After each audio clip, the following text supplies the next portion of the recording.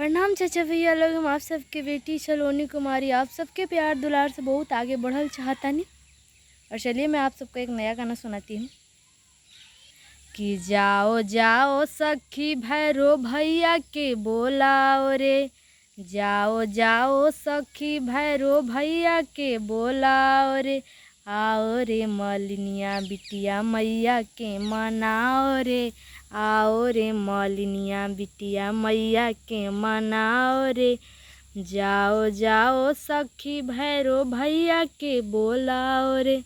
आओ रे मलिनिया बिटिया मैया के मनाओ रे, आओ रे मलिनिया बिटिया मैया के मनाओ रे, कि पटना से पायल मैया के मांगाओ रे, पटना से पायल मैया के मांगाओ रे,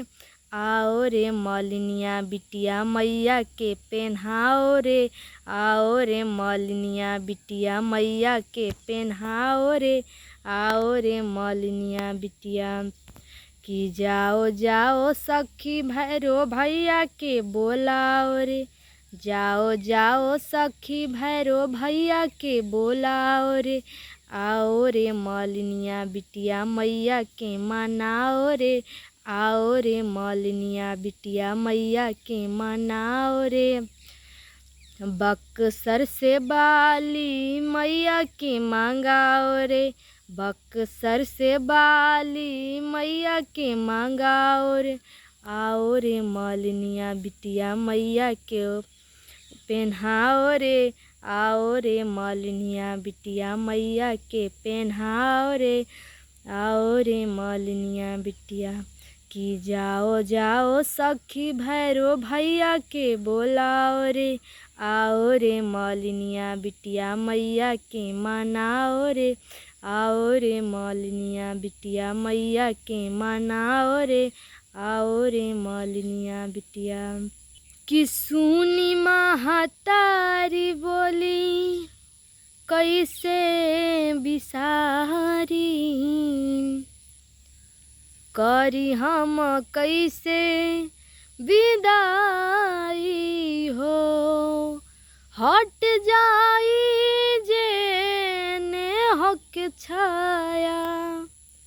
बेटी टुअर हो जाई रे, कि बेरी बेरी आराजी करिले मोरी मैया, दिह तू अतने बताई हो, बेरी बेरी आराजी करिले मोरी मैया, दिह तू अतने बताई हो, कमन कसुर माई